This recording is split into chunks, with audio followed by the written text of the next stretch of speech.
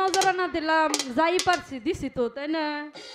এটা হলো একটা প্রতীকী রূপ। যে কোনো বিষয়ের দুইটা রূপ থাকে, একটা হাকিকি, একটা মেজাজি। কি ধরো দিলা, তাই না? আমি তো এটা প্রতীকী স্বরূপ, মেজাজি স্বরূপ দিলাম। আসলে হাকিকতের ঘরে একটা শিষ্য গুরুকে কোন নজরানাটা দিলে গুরু খুশি হয়, সেই হাকিকি নজরানাটা কি আপনি একটু আমারে বুঝিয়ে দিব। ওইটাও কি টাকা পয়সা, নাকি ব্যক্তিমোহ, বস্তুমোহ কোনো বিষয়, নাকি এর মধ্যে একটা ভক্তি দিয়ে আমাকে কিছু কথা বলেছে যে বাবা, বাসারি সুরতে বাসারি ভাবে অর্থমোহে আমি আমাকে কি চেনার জন্য আপনাকে যে একটা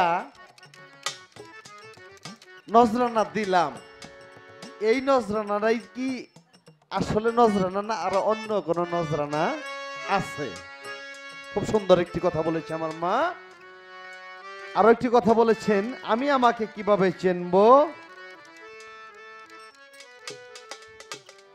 কোন বায়ু সাধন করলে জন্ম মরণ বারণ হবে।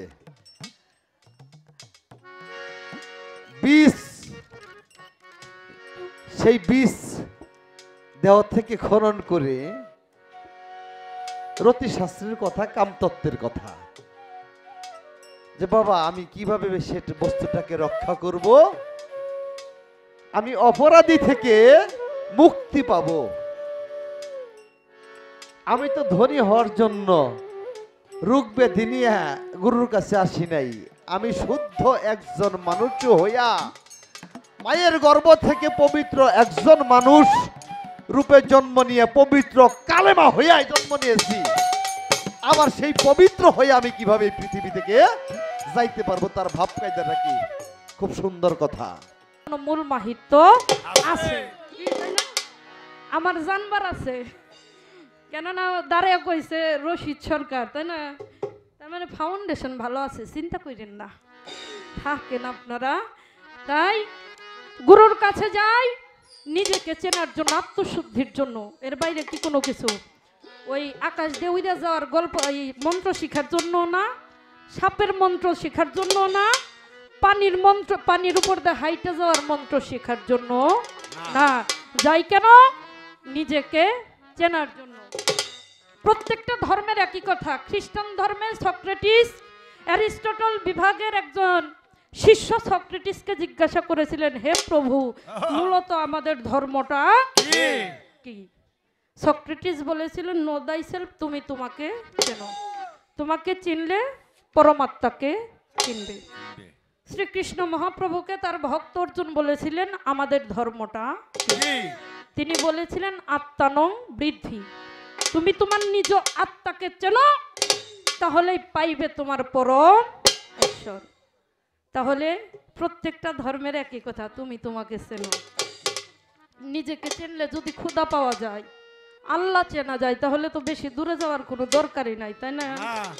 তাহলে আমি যে আমাকে চিনবো, এই চেনার কায়দা কৌশলটা কি, কিভাবে চিনবো? তাই সেদিক লক্ষ্য করে আমাদের টাঙ্গাইলের সাধক বাউল কবি সুশীল সরকারের একটি গান। ধন্যবাদ সবাইকে।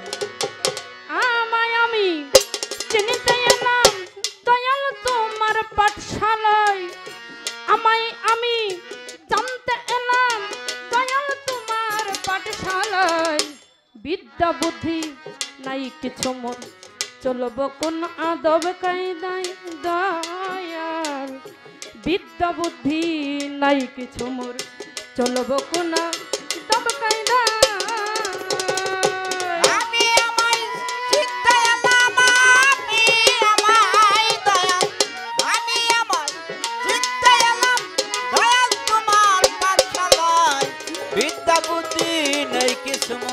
চলব কোনা দব কায়দায় দয়াল। বিদ্যা বুদ্ধি নাই কিছু মোর, চলব কোনা দব কায়দায়। ওরে দয়াল নাই কিছু মোর, নাই কিছু মোর জায়গা জমি, করে খাই পরের গোলামি। নাই কিছু মোর জায়গা জমি, করে খাই পরের গোলামি। তবু কেন হই আসামি, বীজ ভাঙা খুনি মামলার তবু কেনে হয় আসামি তবু কেনে দয়াল তবু কেন হই আসামি তবু কেন হই আসামি বিধ ভাঙা খুনি মামলা বিদ্যা বুদ্ধি নেই কিছু মোর চলব খোলা দপ্পাই নাই দয়াল বিদ্যা বুদ্ধি নাই কিছু মোর চলব খোলা দপ্পাই নাই ওরে দয়াল এ, এ, থাকতে পাইও হৃদ কমলে জীবিকা নম রে অকালে থাকতে বায়ু হৃদ কমলে জীবিকা নম রে অকালে কোন বায়ু সাধন করিলে হিসাব নাই তার শেষ বেলায় কোন বায়ু সাধন করিলে কোন বায়ু কোন বায়ু সাধন করিলে হিসাব নাই তার শেষ বেলায়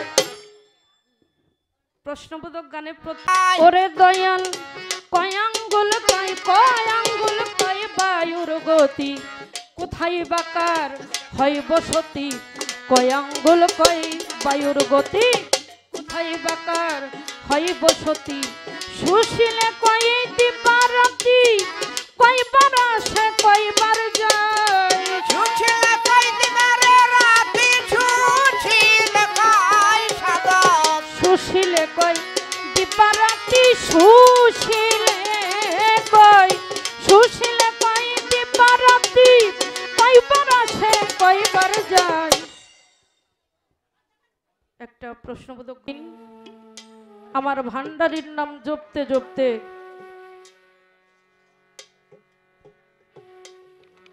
সেই লোকনাথ ব্রহ্মচারীর নাম আমার গাউসুল আজম মাইজ ভান্ডারীর নাম আমার আবু বক্কর শাহর নাম জপতে জপতে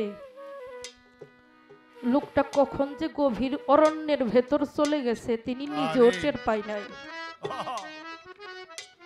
এমন সময় পেছনের দিক থেকে কয়েকটা হুঙ্কারের আওয়াজ পাইছে শামসুল হক পেছনের দিকে তাকে দেখে 4-5টা বাঘ তার চতুর্পাশ থেকে ঘেরাও করছে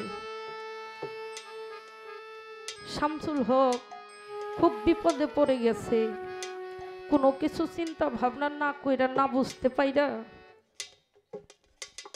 হাতের কুড়ালটা বাঘের সামনে ফালাই দিয়া বাঘের সামনে 2 হাত জোর করে পড়ে গিয়ে বলছিল বাবা লোকনাথ ব্রহ্মচারী ও বাবা ভান্ডারী আজকে ঘোর বিপদে পড়ে আমি আমার ভান্ডারীর নামটা আমার আবু বক্করের নামটা আমার সেই আবুল চাঁদের নামটা আমার মুর্শিদের নামটা স্মরণ করলাম আজকে তুমি যদি আমায় উদ্ধার না করো তাহলে যে আমার আজকে আর উদ্ধার হওয়ার মতো কোনো স্থান নাই ভক্ত এমন ভাবে ডাকতেছে সেই ভারত উপমহাদেশ হতে লোকনাথ ব্রহ্মচারী সেই আশেকের ডাকটা শুনে হাতটা কুদরতি হাতটা বাড়াইয়া দিয়া সেই বাঘের মাঝখান হতে সেই ভক্তকে উদ্ধার করে নিয়ে যায় তাই দরদিরা আজকে ঘোর বিপদে পড়ে আমি আমার আবু বক্কর শাহর নামটা আমার ভান্ডারীর নামটা আমার আবুল চাঁদের নামটা আমার আলী আকবর শাহর নামটা নিলাম আজকে তুমি ছাড়া যে আমার আর কোনো উদ্ধারদাতা নাই তাই সাধুতার গানে কে বলেছে তোমার চরণ দুটি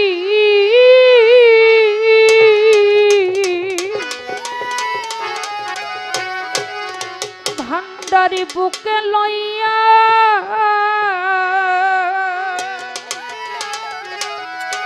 আরে ও আবুল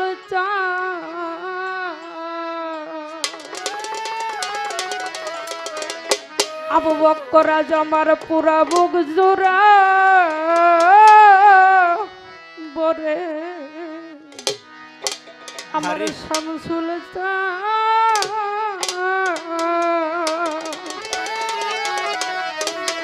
আজ আমি সুরমা বলে 2 খেলা গা আমার দরদির ধুলারে সুরমা বলে দুই চোখে লাগাবো চরণ দুটি আরে তোমার চরণ দুটি বুকে লয়া রে আমি আবু বকর সুরমা বলে অঙ্গে লাগাবো আমার বান্দারির চরণে দুলারে সুরমা বলে অঙ্গে লাগাবো তোমার নামের সুধা খাইয়া রে আবু বক্কর পিপাসা মিটা বরে ভান্ডারি পিপাসা মিটাবো ওরে পাগল তোমার নামের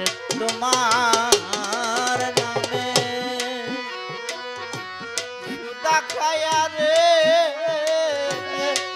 আমার পিপাসা মিটাবো রে আবু বকর পিপাসা মিটাবো ওরে পাগল তোমার নামের সুধা খাইয়া রে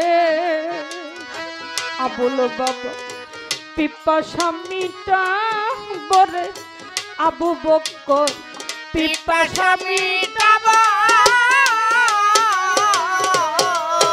আমি নামের মালা গলাই লইয়া ও ভান্ডারি নামের মালা গলে লয়া রে বান্দারি নামের মালা গলাই লইয়া ও ভান্ডারি দশন তরি হরে দরদি সুরমা বলে দুই চোখে লাগাবো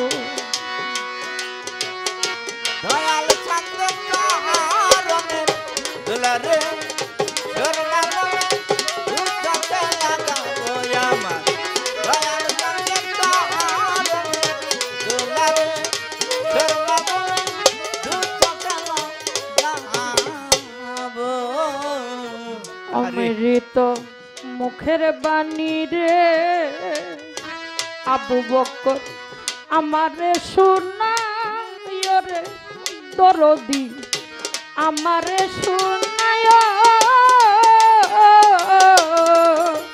ও দয়া অমৃত মধুর বাণী রে ভান্ডারি আমারে শোনায় রে হাজিপুরি আমারে শোনায় আমি তোমার নামের দোহাই দিয়া ও ভান্ডারি তোমার নামে দোহাই দিয়া রে ও দয়া তোমার নামের দোহাই দিয়া ও ভান্ডারি আজরাইলকে তারা বলে দরদি সুরমা বলে দুই চোখে লাগাবো তারা দুটি ও বান্দারি তারা দুটি বুকে লয়া রে আমি থাকবো মহাজুরে দরদি সুরমা বলে দুই চোখে লাগাবো আমার বান্দারুর চরণে লাগো সুরমা বলে অঙ্গে লাগাবো তোমার নামের দোহাই দিয়া রে ও ভান্ডারি সাগর পারি দি বরে দরদি সাগর পারি দিব ওরে বান্দব তোমার নামটি লয়া মুখের ওরে আমি সাগর পারি দি বরে ভান্ডারি সাগর পারি দিব আমি তোমার নামের দোহাই দিয়া ও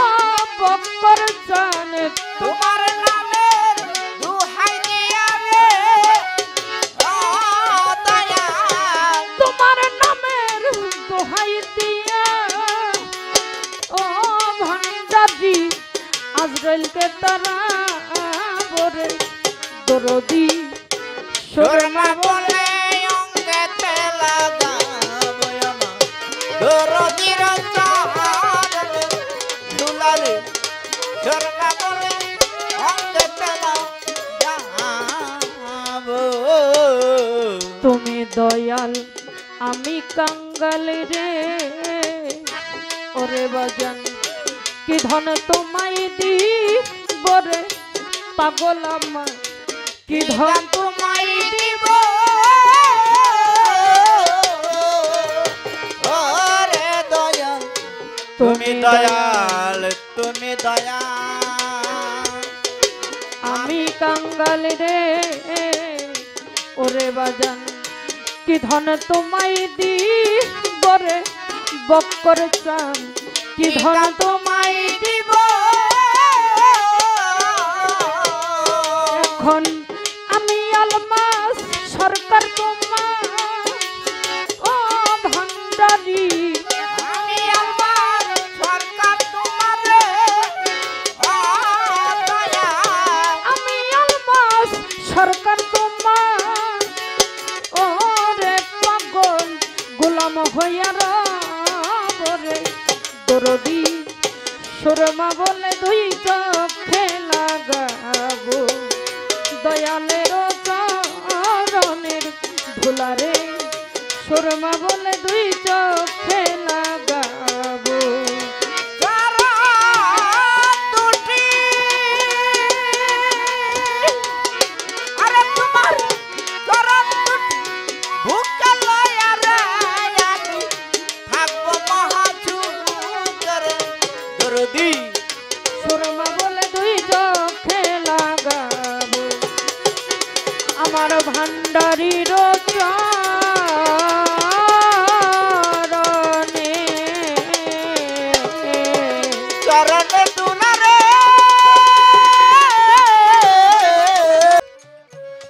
একটা ভক্তি দিয়ে আমাকে কিছু কথা বলেছে যে বাবা বাসারি সুরতে বাসারি ভাবে অর্থমোহে আমি আমাকে কি কে চেনার জন্য আপনাকে যে একটা নজরানা দিলাম এই নজরানাটাই কি আসলে নজরানা না আরো অন্য কোনো নজরানা আছে? খুব সুন্দর একটি কথা বলেছে আমার মা। আরো একটি কথা বলেছেন, আমি আমাকে কিভাবে চিনবো, কোন বায়ু সাধন করলে জন্ম মরণ বারণ হবে। বিষ, সেই বিষ দেহ থেকে খনন করে রতি শাস্ত্রের কথা, কামতত্ত্বের কথা, যে বাবা আমি কিভাবে সে বস্তুটাকে রক্ষা করব, আমি অপরাধী থেকে মুক্তি পাব। আমি তো ধনী হওয়ার জন্য রোগ ব্যাধি নিয়ে গুরুর কাছে আসি নাই। আমি শুদ্ধ একজন মানুষ হইয়া মায়ের গর্ভ থেকে পবিত্র একজন মানুষ রূপে জন্ম নিয়ে পবিত্র কালেমা হইয়া জন্ম নিয়েছি। আবার সেই পবিত্র হয়ে আমি কিভাবে এই পৃথিবী থেকে যাইতে পারবো, তার ভাব কায়দাটা কি?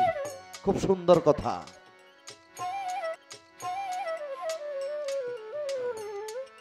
দমের কথা বলেছেন, গানটা বড়াই প্রশ্ন মৌখিক ও 4-5টা আমার মা জননী করছে, 4-5টা না। গুরুকে মানলে গুরুর বাক্য, গুরু যাহা বলবে ওই কথার মধ্যে আলহামদুলিল্লাহ যে ভক্ত বলবে সেই তো প্রকৃত ভক্ত হবে। বলি হরি বাহ। মক্কা মরুভূমিতে একদল ব্যাঙ, উপরে রৌদ্রের তাপ, নিচে বালুর গরম, আহা জোরার সঙ্গের সাথে এক এক করে হারাই ফেলতেছে।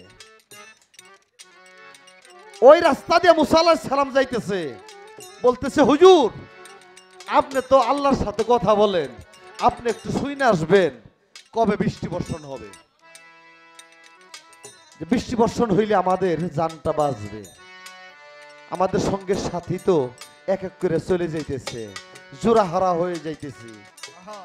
মুসা আলাইহিস সালাম আল্লাহর দরবারে যখন গেছে বলতেছে, হে আল্লাহ, হে মালিক, রাস্তায় আসার সময় জীবনে তো কত কথাই আপনার সাথে আলাপ আলোচনা হয়, কিন্তু আজকে একদল ব্যাং একটা প্রশ্ন করে দিয়েছে যে আপনি কবে বৃষ্টি বর্ষণ করবেন।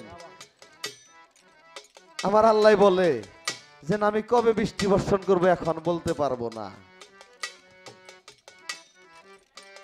মুসা আলাইহিস সালাম আবার রাস্তাতে আসতেছে, বলতেছে আল্লাহ কি বলেছে? কয় এখন বৃষ্টি বর্ষণ করতে পারবেন, আল্লাহ এই কথাটা বলে নাই। জান বাহির হয়ে যায় ওই মুহূর্তে ব্যাঙের কিন্তু আমাদের মানুষের মতো হাতের মতো একটা ভাব আছে। আল্লাহর দরবারে হাত উঠায় বলতেছে শুকুর আলহামদুলিল্লাহ। সবাই বলেন সুবহানাল্লাহ। সুবহানাল্লাহ। সঙ্গে সঙ্গে আল্লাহর তরফ হইতে বৃষ্টি বর্ষণ হয়ে গেছে। মাজননী, আজকে তোমার গুরু তোমাকে যা বলবে যদি শুকুর আলহামদুলিল্লাহ বলো, তবেই তুমি ভক্ত থাকবা। তো শুধু তুমি না, যে কোনো পীর অলির দরবারে যায়া শুধু জোর হাত কইরা দয়ালের দিকে তাকাই দয়ালের রূপটাকে দেখা। যে গানটি করেছ মা, তোমার দুটি চরণ না, তুমি একটি চরণ, যেটা শ্রীচরণ সুন্দরের চাইতো সুন্দর। যেমন বলেছে শ্রীকৃষ্ণ, আর আরেকটি নাম বলেছে শ্রী শ্রী লোকনাথ ব্রহ্মচারী, মানে সুন্দরের চাইতো সুন্দর। তোমার মুর্শিদের যে রূপটা, ওই রূপটা যদি মা দেন খেয়াল থাকে, তাইলে তোমার মরার কোনো ভয় বৃত্তি থাকবে না। আমি অত ভাঙ্গে বলবো না, যতটুকু বলার অতটুকুই বলতেছি। তোমার একটা কথার মীমাংসা হয়ে গেল। বাবার একটা গান আগে গাই, তারপরে তোমার প্রশ্নের জবাব দেওয়ার চেষ্টা করি। ভুলি নাই কথাই আমি আসলে কই, এমন কথা জিজ্ঞাসা করে, এমন কথা জিজ্ঞাসা করে, বলবো আমি রাজা সরে রে, এমন কথা জিজ্ঞাসা করে। আরে বলবো আমি রাজা সরে রে, এমন কথা জিজ্ঞাসা করে। দমের কথা বাবা, আমি যখন কামের জগতে যাব, দমটা কয় আঙ্গুল কমাইলে পরে আমার দেহটা সার হবে। দমটা কয় আঙ্গুল? মা দমটা হইল 12 আঙ্গুল। ভিতরে 12, বাহিরে 12। বাম স্তনের 2 আঙ্গুল নিচ হইতে মাপ দিলে বাবা, আমার নাকের মাথা পর্যন্ত 12 আঙ্গুল বাহিরে, আর ভিতরে 12 হইল 24 আঙ্গুল। 24 আঙ্গুল দমের মধ্যে তোমার 12 আঙ্গুলের কর্ম কইরা কমাইতে হবে। আর যদি বাড়াইতে থাকো তাহলেই তোমার মরণ হবে। ওই জায়গায় থেকে গানের সুরে সুরে একটি গান, পৃথিবী চলছে শুধু তুমের উপরে, ওরে তুমের উপরে, খেলছে খেলা তুমের পাখি খাঁচার ভিতরে, খেলছে খেলা তুমের পাখি খাঁচার ভিতরে। পৃথিবী চলছে দেখো তুমের উপরে, পৃথিবী চলছে দেখো তুমের উপরে, আর খেলছে খেলা তুমের পাখি খাঁচার ভিতরে, আর খেলছে খেলা দেখো রে মন খাঁচার ভিতরে। 12 আঙ্গুল তুম আমার আছে এই দেহ ঘরে, 12 আঙ্গুল দম আমার আছে দেহের ভিতরে। 1 আঙ্গুল কমাইলে এক নাম শেষার করে, 1 আঙ্গুল কমাইলে এক নাম সেই করে। 2 আঙ্গুল কমাইলে ভক্ত আল্লাহ নবী বিরাজ করে, দুই আঙ্গুল কমাইলে আল্লাহ রাছল বিরাজ করে। তিন আঙ্গুল কমাইলে এই ত্রিবিনার ঘাট জয় করে। তিন আঙ্গুল কমাইলে ত্রিভিনার ঘাট জয় করে। চার আঙ্গুল কমাইলে চার ভেসে পাস করে। চার আঙ্গুল কমাইলে চার ভেস্ত পার করে। সহজে হবে না তা মায়ার সংসারে, হবে না তা মায়ার সংসারে। খেলছে খেলা দমের পাখি খাঁচার ভেতরে। আরে খেলছে খেলা দমের পাখি খাঁচার ভিতরে। আরে খেলছে খেলা দমের পাখি খাঁচার ভিতরে। পাঁচ আঙ্গুল কমাইলে পঞ্চনাম শেষার করে। পাঁচ আঙ্গুল কমাইলে পঞ্চ আঙ্গুল ছাড় করে। ছয় আঙ্গুল কমাইলে দেহের সররিপু বশ করে। ছয় আঙ্গুল কমাইলে দেহের সররিপু ছাড় করে। সাত আঙ্গুল কমাইলে সপ্তম তালা ভেদ করে। সাত আঙ্গুল কমাইলে সপ্তম তালা ভেদ করে। আট আঙ্গুল কমাইলে অষ্টপাশ মোচন করে। আট আঙ্গুল কমাইলে অষ্টপাশ মণ্ডল করে। ওরে তখন না থাকে ময়লা বাজান দেহের ভিতরে। ওরে তখন না থাকে দেহের ভিতরে। তখন না থাকে ময়লার ভগত দেহের ভিতরে। খেলছে খেলা দমের পাখি খাঁচার ভিতরে। ওরে খেলছে খেলা দমের পাখি খাঁচার ভিতরে। আর খেলছে খেলা দমের পাখি খাঁচার ভিতরে। নয় আঙ্গুল কমাইলে নবদার খোলা পড়ে। আরে নয় আঙ্গুল কমাইলে নবদার খোলা পড়ে। 10 আঙ্গুল কমাইলে এই দেহের 10 ইন্দ্রিয় জয় করে। 10 আঙ্গুল কমাইলে 10 ইন্দ্রিয় বাস করে। 11 আঙ্গুল কমাইলে উদরে মানুষ বিরাজ করে। 11 আঙ্গুল কমাইলে উদরে মানুষ বিরাজ করে। 12 আঙ্গুল কমাইলে ভক্ত কি করে জন্ম মরণ বারণ করে। 12 আঙ্গুল কমাইলে পরে জন্ম মরণ বারণ করে। পারিল না শেষ করিতে জীবনের ঘরে। ওরে পারিল না জীবনের ঘরে। পারিল না শেষ করিতে এই জীবনের ঘরে। খেলছে খেলা দমের পাখি খাঁচার ভিতরে। আরে খেলছে খেলা দমের পাখি খাঁচার ভিতরে। আর খেলছে খেলা দমের পাখি এই খাঁচার ভিতরে। পৃথিবী চলছে শুধু তুমের উপরে। পৃথিবী চলছে শুধু দমের উপরে। পৃথিবী চলছে শুধু এই দমের উপরে। আর খেলছে খেলা দমের পাখি খাঁচার ভিতরে। খেলছে খেলা দমের পাখি খাঁচার ভিতরে। খেলছে খেলা দমের পাখি খাঁচার ভিতরে। সর্বপ্রথম আসরে আমার যা কথা ছিল চমৎকার করে কথার মীমাংসা করেছেন। জবাবের মধ্যে কোনো অভাব নেই। পুঙ্খানুপুঙ্খানুরূপে তিনি জবাব করেছেন। একটা কথা বলেছেন, দয়াল যা কিছু বলবে তার মধ্যেই আলহামদুলিল্লাহ অবশ্যই। কেননা হযরত পাঞ্জু শাহ রাস্তা দিয়ে যান ভক্তদের নিয়ে, দেখে রাস্তার মাঝখানে একটা কলার খোল পইরা রইছে। পাঞ্জু শাহ ভক্তদেরকে বলে, ও ভক্ত ওই দেখো রাস্তার মধ্যে একটা সাপ শুয়া রইছে।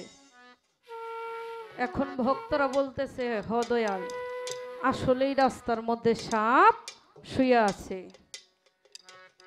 সেটা বলার কারণ কি, ভক্তদের ইমানটাকে পাকা করার জন্য, পুক্ত করার জন্য। তাই আজকে আমার গুরু যা কিছু বলবে ওইটাই আমার জন্য শুকুর, আলহামদুলিল্লাহ। কেননা দয়াল যা কিছু করেন, যাহা কিছু বলেন, একটা শিষ্য বা একটা ভক্তের মঙ্গলের জন্যই বলেন। মা বাবা যেমন সন্তানের কখনো অমঙ্গল চায় না, তদ্রূপ আমার আবু বক্কর শাহ মাইজ ভান্ডারী তিনিও তার ভক্তদেরকে কখনো অমঙ্গল চান না। হ্যাঁ, আমি বলেছিলাম নজরানার কথা, উনি একটা প্রশ্নের মতো কইরা গেছে, আপনারা বুঝছেন কিনা জানি না, আমি কিন্তু ঠিকই বুঝতে পারছি। সেটা কি, তিনি বলেছেন আমার তো কোনো কিছুই নাই, আমি কাঙাল, আমার যা কিছু ছিল আমি আমার দয়ালের চরণের মধ্যে অর্পণ করছি, তারপরও তুমি কি দেখা কি বুঝা আমার কাছে আত্মসমর্পণ করছো। কথাটা বলে গেছে না? বলছে সনাতন ধর্মে গুরু ভক্তি তত্ত্ব সুধা বইয়ের মধ্যে এরকম একটা প্রশ্ন আছে, সেটা কি, কোথায় গুরুর জন্ম, কোথায় তাহার বাস, কি বস্তু পেয়ে তুমি হয়েছো তাহার দাস, কি ভাব পেয়ে তোমার বাধা দিলে মন, কি তত্ত্ব জেনে দেহ করলে সমর্পণ। এই তো তার কথা। সেটা হচ্ছে পরকীয়া ভাবের গুরু ব্রজে তাহার বাস, প্রেম তত্ত্ব পেয়ে আমি হয়েছি তাহার দাস, মহাভাব জেনে আমার বাধা দিলে মন, কৃষ্ণ তত্ত্ব জেনে দেহ করলেম সমর্পণ। যেখানে কৃষ্ণ কথা ওইখানেই কিন্তু গুরু কথা, কি দরজা, তাই না? আমার দাদা গুরু বলেছেন, সরকার রশিদ বলে আল্লাহর কথা হোক না কেন কৃষ্ণ কথা, আমি মরলে মাটি দিবি এমন একটা মজলিসের পাশে। তাহলে বিভেদ নাই, শুধু নামে, গোত্রে, বর্ণে, ধর্মে, সম্প্রদায়ে ভিন্ন, মূলে কিন্তু তারা এক। তো সেদিকে আর যাব না। সুন্দর করে একটি গান রাখলেন, একজন কামুকের হয় কামের মতি, নিম্ন দেশে তার বসতি, ফুল ছাড়িয়া ফলের আশা করে, প্রেমের বাজারে যাইতে পারলে মানুষ কি আর মরে। তাইলে কি, ফুল ছাড়িয়া ফলের আশা করে বলছে না? এইখান থেকে আমার একটু জানবার বিষয় গুরুজি, কেননা আমাদের এই বাউল বিচার গানটা হচ্ছে কথাই করতে হবে, কথাই কথাই ধরতে হবে। আপনি বলবেন এই যে ফুল ছাড়িয়া যে ফলের আশা করে, এটা কি ফল? ওই আম, জাম, কাঁঠাল, লিচু, কলা ইত্যাদি ইত্যাদি আরো অনেক ফল আছে, এইগুলা নাকি অন্য কোনো ফল? এই কোন ফলের আশা একজন ভক্ত দয়ালের কাছে করে? সেই ফলের নামটা কি, কোন গাছে কিভাবে, কোন মাসে কত তারিখে সেই ফলটা ধরে? আচ্ছা, তাই এইবার আমার দাদা গুরু আব্দুর রশিদ সরকার সাহেবের একটা গান, এখানে যে দুমের কথা বলেছেন, বাবার একটা গানে বলেছেন, কালির লেখায় আলেম হয় না রে গাইবি আলেম যার নাই, তোর কালি দুধে মাখা কালা কালিতেই কুরআন লেখা, যে পাইছে মুর্শিদের দেখা, যে পাইছে আমার আবু বকর সিদ্দিকের দেখা, কোন এলেম বাকি কালি লেখায় আলেম হয় না রে গাইবি এলেম যার নাই বেটা গাইবি এলেম, যাহর নাই নরি কালিও দুধে মাখা কালির কালিতে কুরআন লেখা, যে পাইছে দয়ালের দেখ, ওরে যে পাইছে ভান্ডারির দেখা, তার কোন এলেম বাকি নাই। কালি লেখায় আলেম হয় না গাইবি এলেম যার নাই বেটা গাইবি এলেম, যার নাই নরি কালিও দুধে মাখা কালার কালিতে কুরআন লেখা, যে পাইছে দয়ালের দেখা, যে পাইছে দয়ালের দেখা, তার কোনো এলেম বাকি নাই। কালির লেখায় আলেম হয় নাই ও মন আমার, কালির লেখায় আলেম হয় না। হুজদার দম কায়েম করো ফানাফি একেই ধরো হুজুদার হুজদার দম দম কায়েম করে করে করে ফানাফি একেই ধরো যদি ফানাফি যাইতে পারো যদি ফানা ফিল্লাই যাইতে পারো ফানাফি যাইতে পারো তার কোনো ভাবনা না আরে ফানা ফিল্লাই যাইতে পারো ফানা কোনো ভাবনা নাই কালির লেখায় আলে ভাইরা গাইবি এলে যারো নাই বেটা গাইবি এলে যারো নাই তোর কালি ও দুধে মাখা খুব খেয়াল হুজদার দম কায়েম করো ফানাফি সেইকে ধরো যদি ফানাফি যাইতে পারো তার কোনো ভাবনা নাই দমটাকে হুশ করে ছাড়ো জিকিরে থাকো মাওলার জিকিরে থাকো প্রত্যেকটা দমে দমে লা ইলাহা ইল্লাল্লাহ লা ইলাহা ইল্লাল্লাহ ইল্লাল্লাহর জিকির আল্লাহ হু জিকির বাবা হু আল্লাহ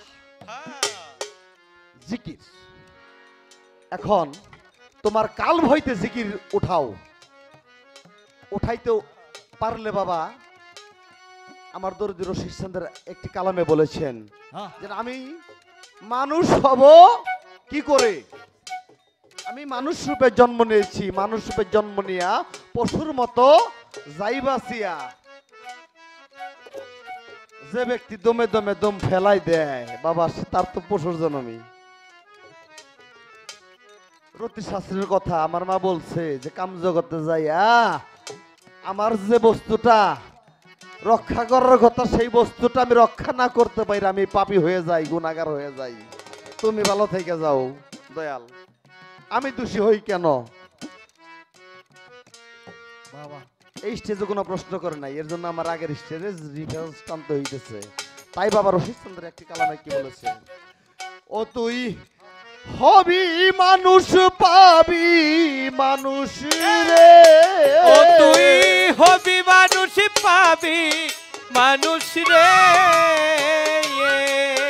বাবা হবি মানুষ পাবি মানুষ রে বাবা নইলে পাবি কেন হইলে মানুষ চলো ভান্ডারির সন্ধানে আসল মানুষ আছে ঈশান কোণে হইলে মানুষ চলো ভান্ডারির সন্ধান আরে আসল মানুষ আছে নিশান গুনে হইলে মানুষ চলো মানুষের সন্তান আরে আসল মানুষ আছে নিশান গুনে হইলে মানুষ চলো মানুষের সন্তানে মানুষ হইলে বাবা মানুষ চিনে পশু কি আর তাই জানে পশুর কাজ মা নুন সাজার বাগানে